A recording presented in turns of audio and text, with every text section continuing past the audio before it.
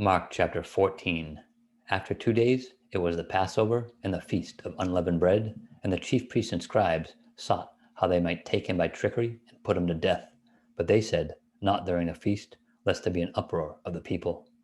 And being in Bethany, at the house of Simon the leper, as he sat at the table, a woman came, having an alabaster flask of very costly oil of spikenard.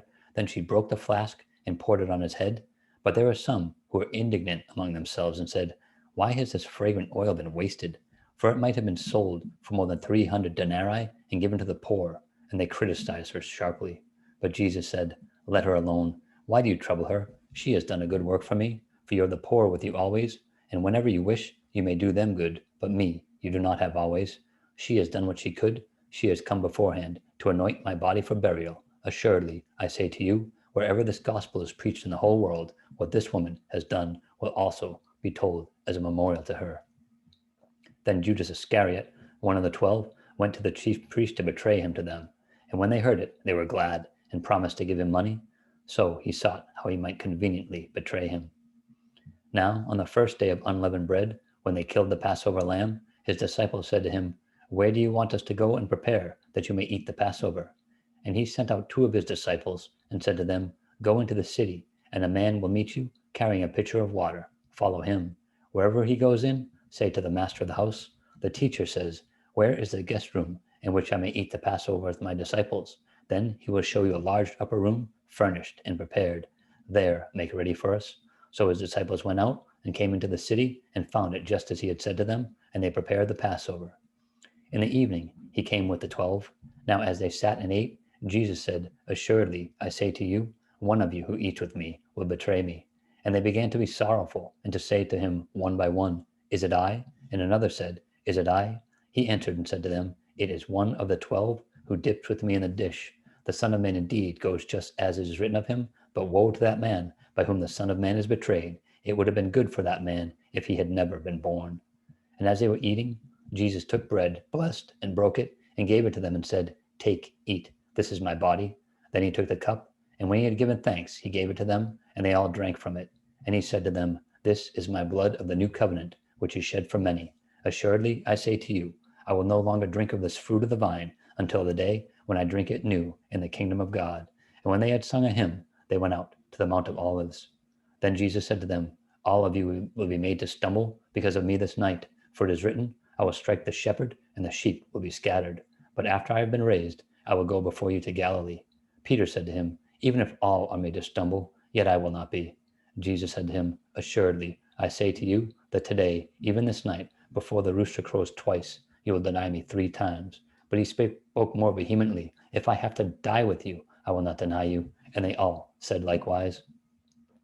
Then they came to a place which was named Gethsemane, and he said to his disciples, sit here while I pray. And he took Peter, James, and John with him, and he began to be troubled and deeply distressed. Then he said to them, my soul is exceedingly sorrowful, even to death. Stay here and watch.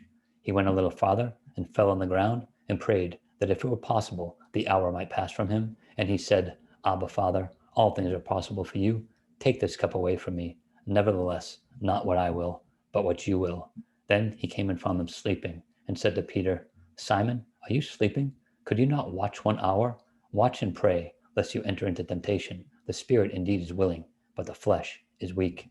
Again he went away and prayed and spoke the same words. And when he returned, he found them asleep again, for their eyes were heavy, and they did not know what to answer him. Then he came the 3rd time and said to them, are you still sleeping and resting? It is enough. The hour has come. Behold, the Son of Man is being betrayed into the hands of sinners. Rise, let us be going. See, my betrayer is at hand.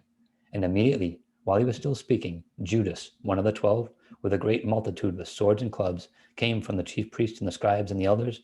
Now his betrayer had given them a signal, saying, whomever I kiss, he is the one. Seize him and lead him away safely.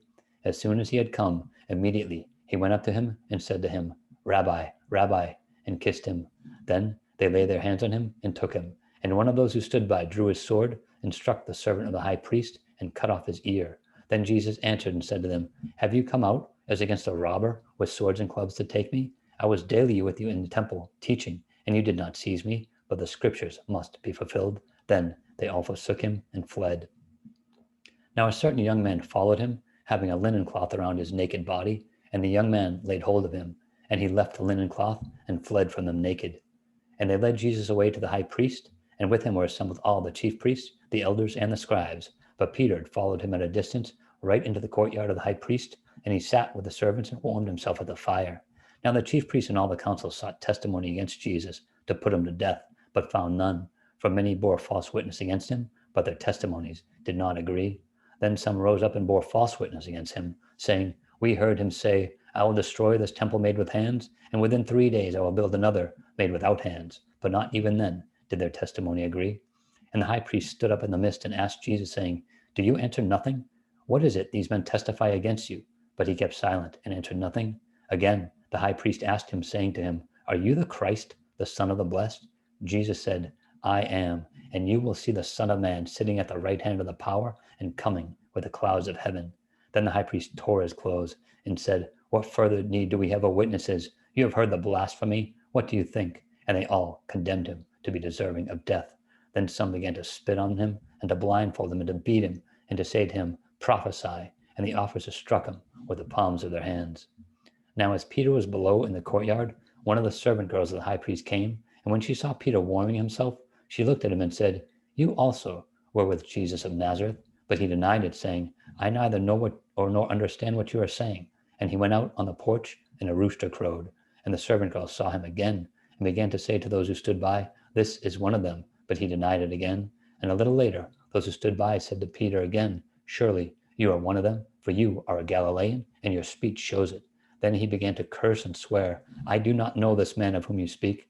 A second time the rooster crowed. Then Peter called to mind the word that Jesus had said to him, Before the rooster crows twice, you will deny me 3 times. And when he thought about it, he wept.